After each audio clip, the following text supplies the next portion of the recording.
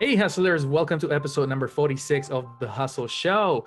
My name is Christian Arriola. I'm going to be your host today. Thank you so very much for tuning in on today's episode. It's going to be epic. It's going to be another amazing story. But before we do, I want to make sure that you hit the subscribe button right now. Whether you're watching this in our YouTube channel or you are listening in our podcast audio experience, make sure you hit that subscribe button right now.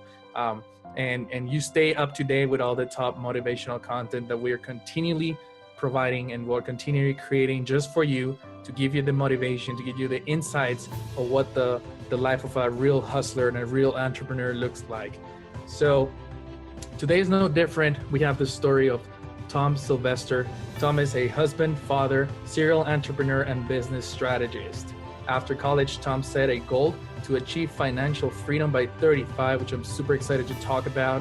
He started by building a real estate investment company, followed by opening a wine and liquor store. And nowadays, he just spends the majority of his time helping other entrepreneurs start, scale their businesses, and enable them to achieve financial freedom as well. So welcome to the show, Tom. Great to be here. Thanks for having me on. Absolutely, and quite the intro there, man. I mean, so many questions come to mind. The reality. I mean, you set a goal, you went backwards, you did reverse engineer. You said by 35, gotta make it, or otherwise. I mean, I'm basically, that's not plan B. So let's talk a little bit about your story. How did you even become an entrepreneur to begin with? What's that story like? Yeah, absolutely. So, I think when you talk to most entrepreneurs and you ask that question, we can always trace it back to like early in life.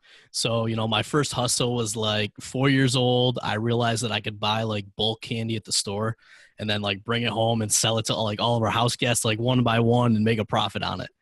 And, so my path kind of goes like that. Like if you look back in high school, I was like buying paintball in bulk and then like splitting it up for all my friends when we were playing paintball. And I would buy it in bulk and they would buy individual packages. And then, we fast forward, like in college, I was buying like used books at a thrift store and then selling them on Amazon. So, I always kind of had these side hustles just basically as an extra way to make money. And then, as you said, as I was graduating college, I was like, holy crap, like I went to school for software development and I was like, I don't want to spend 45 years like in a cube working for someone else. So basically I set that goal. I had no idea how I was going to do it, but I knew if I put that thing out there that I would always be looking for the opportunities of how could I do it and what's the next thing I could do to get there. That's amazing. And I relate a little bit with the story. Just a quick rundown. When I was little, I think I was 8 years old, I would go downtown, buy bulk ice sticks, and I would sell them at the store like 10 times the value. and I was 8 years old, so I could relate to that candy story as well. So you set the goal. Did you ever graduate college? Yeah. So basically this was as I was graduating, and so I'd actually met my wife the very first day of college. So we were both getting ready to graduate.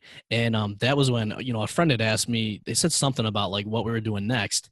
And that question kind of scared me. I was like, well, college has been great. Like we had 4 years, we had all this fun. And now we got to like, get into real life. And he had actually given me a book called The Automatic Millionaire. And it was like, I hated reading at this point. And he's like, no, trust me, read it, you'll like it. And the book basically was talking about a whole bunch of stuff, but essentially if you save money consistently starting at a young age and use power of compound interest, by the time you're 65, you can have like $1 million. And when I first read that, I was like, wow, that's awesome. And then right away I was like, yeah, but I got to wait 45 years for that. That's a long time. And so it was really like at that point that I was like, okay, I've got to do something different because I want that result. And I know it's going to take some time, but 45 years is, in my book, too long. Right. Yeah, for sure. I mean, we're in an era where 13 seconds is like, it feels too long. I can't imagine 45 years. Yeah. So go ahead. I was going to say, and there's so much opportunity nowadays. I mean, there's always opportunity around. A lot of us just don't see it. But I mean, like with the internet and with the connection and with Facebook and with everything else, like it is easier than ever to connect with the right people and to find the information and really get everything you need to be successful. So what happens after you graduate? How did you get involved into real estate? Yeah, so basically, I set the goal, and like I said, I had no idea how I was going to do it. So I started looking around and just looked at, okay, other people that were successful, what were they doing? And the first thing I saw was the stock market, right? Like all these people invest in the stock market and they make all this money. And so I tried my hand at that, and then I realized it was two problems. One, you need money to make money in the stock market, and I was just out of college, broke, college kid. And then two, even though I read a bunch of books and tried everything I could, it was difficult to figure out the stock market. It's very complicated, a lot of stuff to learn. And I just realized those two combinations weren't going to make it work. So then I looked at MLM businesses, like that wasn't right for me. Then I looked at real estate. And my original plan was, okay, my wife and I are renting an apartment. I saw this strategy where you could actually buy a duplex. You live in one half, you rent out the other half, and basically the rent pays for your mortgage, so you live rent free. And I was like, well, that sounds like a great way to start. So I took that idea to my wife, and like every idea before that, she's like, no, we're not going to do that. So I got very disheartened. I was like, okay, every time I try to come up with something, she's like, no, we're not going to do it. And so long story short, I ended up going to this free real estate training session that then upsold you to a $500 3-day training session that then upsold you to like 10 to 20 to $30,000 courses. And I wasn't going to buy like the high end course.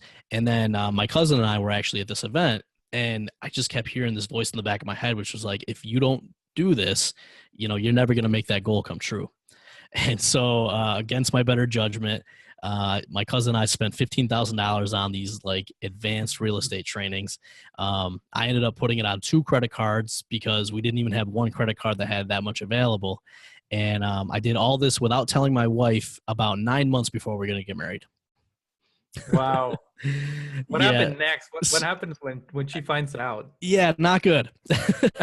So that's a textbook example of what not to do. Right. Yeah. But the good out of that, because there's always good in everything that happens, even all the failures you go through. The good thing about that was it really forced us to sit down and talk about, we're about to get married. What do we want out of our lives? What do we want in the future? And then what are we going to do to get there? And the big kind of aha moment that came for me was I kept telling her all the things I wanted to do, like start a business, invest in real estate. But what I wasn't telling her was why I wanted to do it.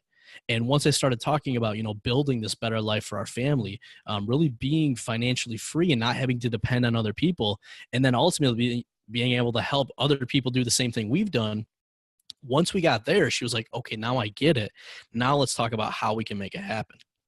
So Right. at that point, we basically said, well, we spent all this money. I can either go back to my job and just do that, or we can start trying this real estate investing thing. So luckily we did the latter, and we bought our first duplex about 2 months after that, and then just kept buying properties. That's awesome. So you ended up starting with that duplex. We started with a duplex. It wasn't ours. We bought a single family house because that's what she wanted. But we ended up buying a duplex and renting that out. Yep. Gotcha. Okay. Cool. That's pretty nice. So for how many years did you do this real estate thing before moving on to a next business? Yep. So actually, we started a consulting business a couple of years after that. That ended up kind of falling by the wayside. A lot of good lessons from there. And then the next business that we still have ended up, about 4 to 5 years later. Basically, I was looking for like real estate's a really good investment, but I wanted to diversify and not have everything in one basket. So we started looking around and basically figured out that we could open a wine and liquor store. We found some in other towns that were doing well. And then we basically said, okay, well, let's find another town that doesn't have a liquor store or that is underserved. And we ended up finding one. We bought a fourplex in that town with 2 commercial properties and then 2 residential. And then we ended up opening the wine and liquor store right in there. Nice. Awesome. So, Yep. I mean, it's still related to real estate then, right?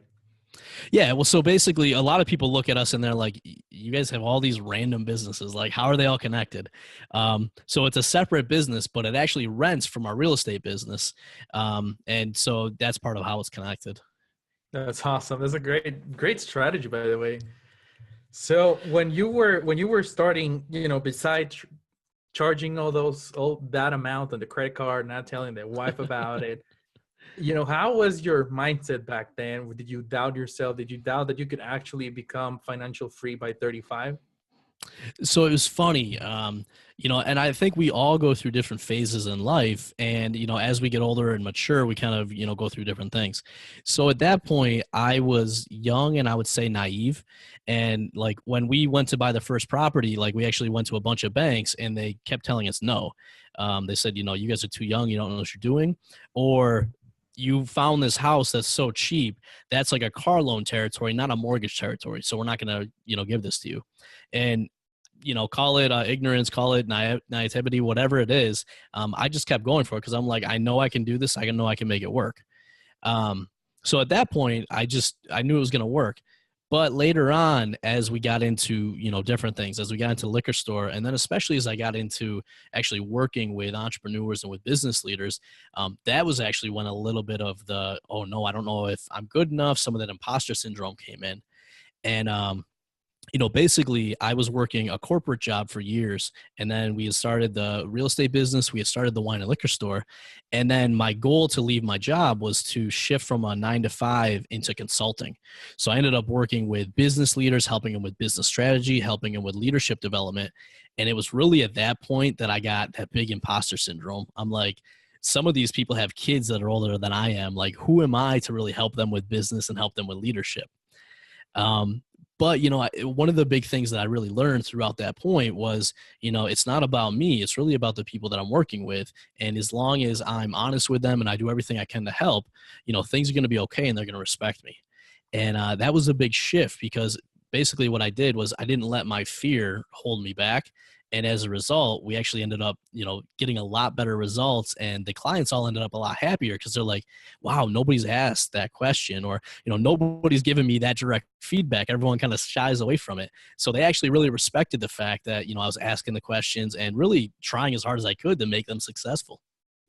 That's awesome, man. Kudos to you for it's like the story of the little guy versus the big guy. I mean, it's always interesting to see the behind the scenes when that situation comes, because it's very easy to our minds to go sideways and start thinking about it's so much easier. I can't do this. Why would they respect me if I'm younger, or I have less experience than them? How were you able to actually overcome it? Yeah, a big part of that, and this is what a lot of people don't see, is that I had a lot of support and guidance around me at that time. So, like I've always had mentors, almost always had coaches. And, when you run into those things, you often can't get out of your own head and you can't get out of your own perspective. So oftentimes it was having a conversation with a mentor who, would just ask me, like, well, you've been to college, you went back to grad school, you have multiple businesses yourself. What makes you not qualified for this? And sometimes it's just hearing somebody else that you respect ask you those questions that really gets you thinking and then lets you overcome some of those things. And Yeah. sometimes it's just realizing that you're not always going to be right, and you're not always going to have the right answer.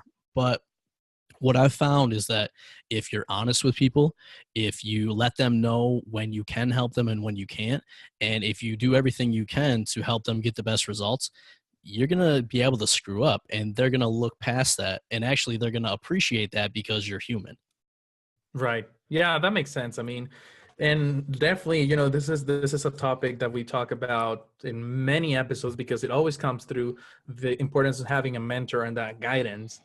And I know you had it through the journey, but did you ever went through that moment where you actually felt like you rather quit and just go get a job, and that things were so rough? Did you have one of those moments?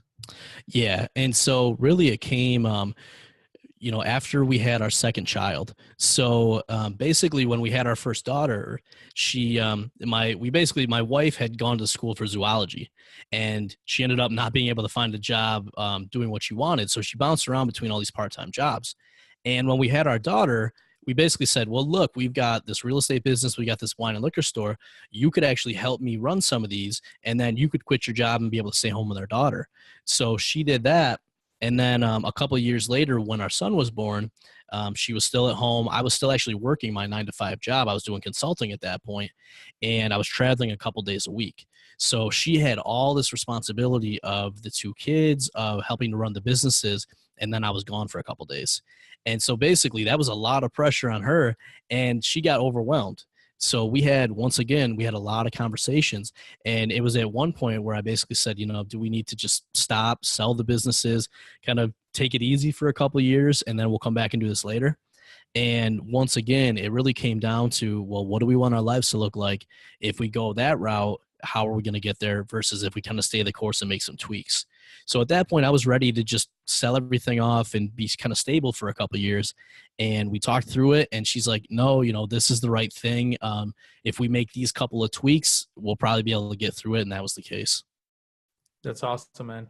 And it's important to always have that partner that's on your side for sure, that is helping you and is pushing you versus dragging you, right?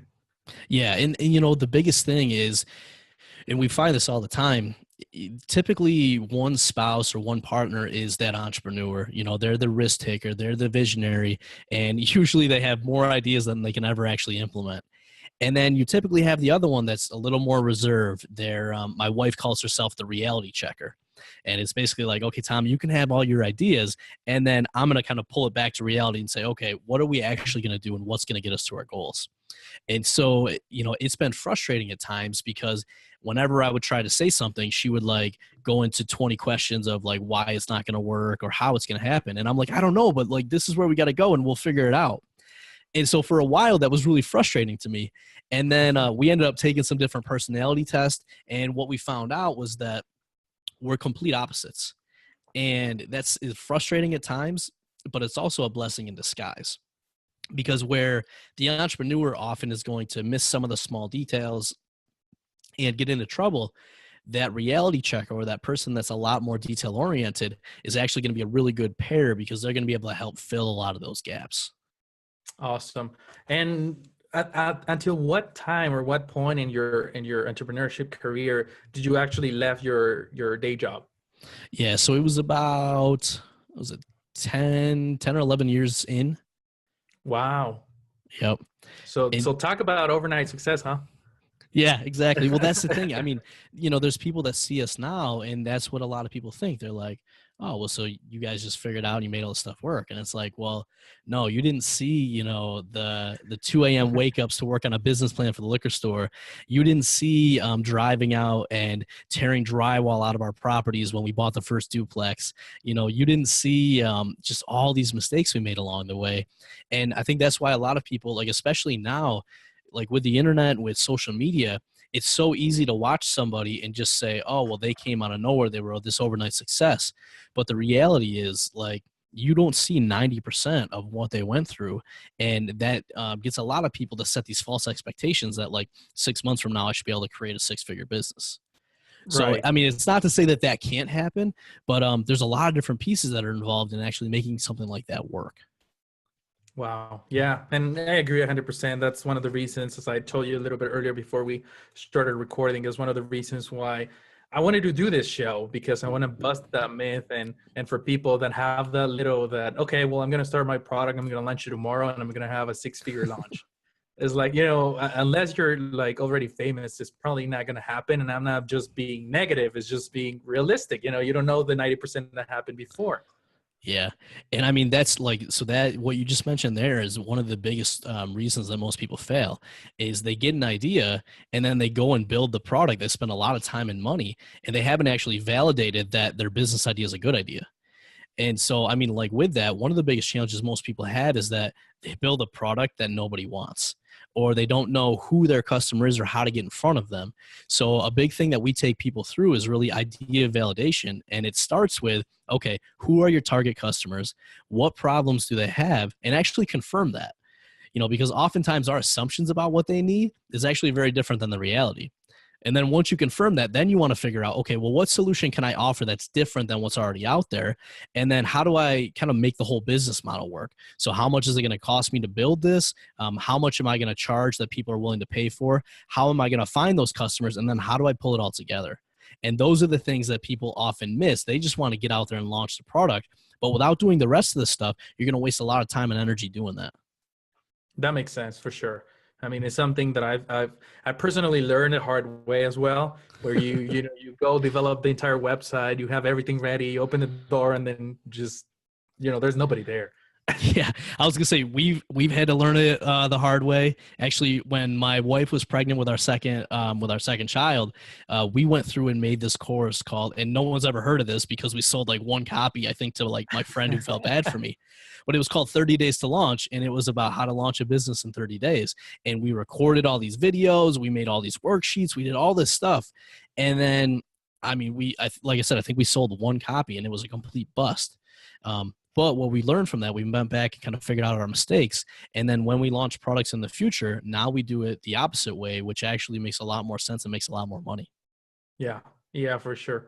So I want to keep digging a little bit more on your story and comparing it a little bit. Like, what does a Monday look for you now? What did it look like back in the day when you were hustling and were you grinding?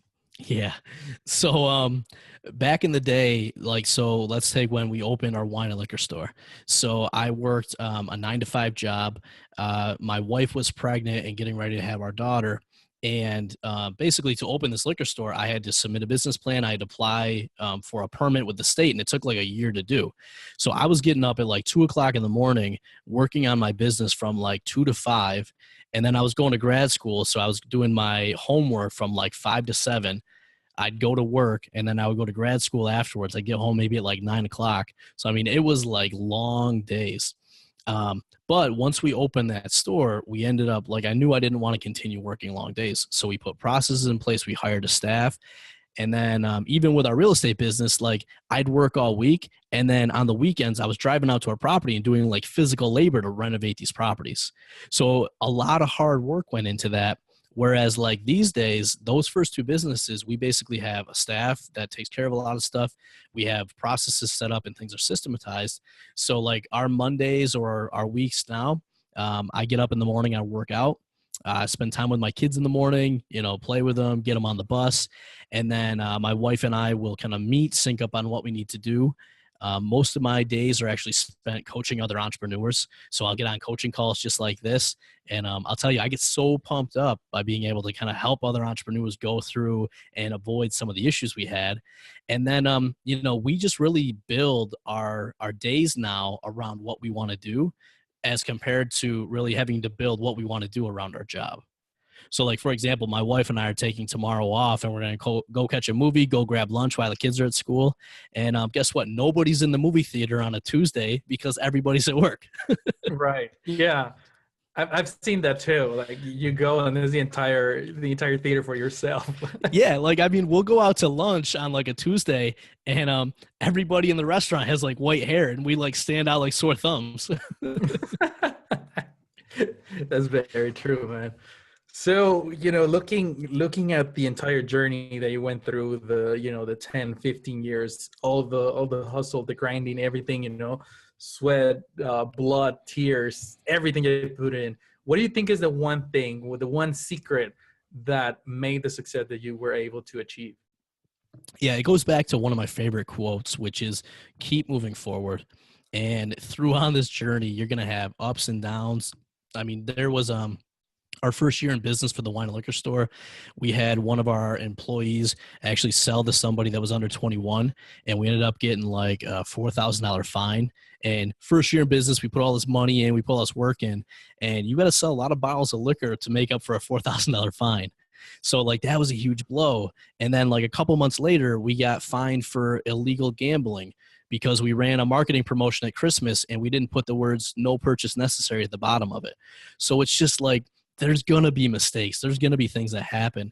And the most important thing is to just, get up, get past it and keep moving forward, because it's the people that stop and the people that give up that, become frustrated and ultimately aren't happy because they weren't able to make their dreams come true. That's awesome. So I want to change gears a little bit from your story to what I like to call the hustle round, where we're going to play this word game. I'm going to throw a word at you, and whatever first word comes to mind, that's the one you're going to say out loud. Sounds good? Sounds good. Let's do it. Hustle. Overrated. Employee. Mindset. Boss. Frustrating. College. Necessary but evil. Fear. False evidence appearing real. Weaknesses. Everybody's got them. Strengths. What you want to take advantage of. Motivation. Essential. Books. Read them. And last but not least, Tom Sylvester. Hopefully inspirational. That's awesome, man. You did really well there. Good. To everybody that is listening, all the hustlers that are either watching this on YouTube or listening on our podcast experience, I want to leave them with some words from you, something that will help them to keep hustling, to keep pushing, because maybe they're at their 9 to 5, but they're building a side hustle, or maybe the business is already going, but they're not at the point where they want to be. What will you say to them to keep going, to keep moving forward? Yeah, I mean, the biggest thing that I would tell people is, really get clear on what you want to achieve. And then I think you mentioned it earlier, reverse engineer that and get clear on, the critical things that you need to do. Because, so the reason I said hustle is overrated, hustling's important. Like, we all got to do it and you got to put your time in. But what a lot of people end up doing is they end up hustling too much because they're trying to work on everything instead of really honing in on these are the core things that are going to move my business forward. So, for people out there, when you see people like me and you see other successful people, don't get discouraged. Like, use us as motivation and realize that we had to go through the ups and downs, but our success is very different than your success. So don't, compare what you're doing to what I'm doing or what anybody else is doing. Really look at what do you want to achieve and then figure out what that path is and just focus on that path and make adjustments along the way. That's awesome. Yeah, for sure. And I just want to give you, a few seconds and an opportunity for people to connect with you. If they want, help, they want a mentor, they're looking for that motivation or somebody to get their back. How can they connect with you? How can they find out more about you? Yeah, absolutely. So probably the best place is our website, tomandariana.com. And there you'll find we have a variety of programs. So we actually just introduced a very low-cost mentorship program called Lifestyle Builders. And it's only $50 a month. We basically want to keep it very low cost so that people wouldn't have to spend $7,500 to get started. And then we also have more advanced programs. So I work with people one-on-one to really get their business going and scaled. And then probably the final place is we also launched a Facebook group called Family Entrepreneur Life. And essentially that was for entrepreneurs with families because, before we had kids and before we were married, our life and what it looked like to be entrepreneurs was vastly different than now when we've got 2 young kids and, really a lot of responsibilities. So people can check that out at familyentrepreneurlife.com. That's awesome. And I'll make sure that I link everything at the hustleshow.co/THS46 so that everybody that is listening, you'll be a click away connecting with Tom and getting that mentorship that sometimes when you're starting out, not only is hard to afford, but at the same time, it's hard to find that one mentor that is going to help you. So I really appreciate what you're doing and helping as many people as you can, different levels of wherever they are. But again, thank you so very much for being here today, sharing your story, being very honest and transparent, because that's how we roll here. We talk about the hustle. We talk about the behind the scenes. So I really appreciate it. And I wish you nothing but success. All right. Thank you. Very, very glad to be on here and I love what you're doing. Guys, thanks so much for tuning in to the Hustle Show audio experience. I hope you enjoyed today's episode. And even if you didn't, make sure you subscribe to the podcast right now. It's still free. Visit thehustleshow.co for all the show notes and to watch the video experience of this episode. We'll see you soon.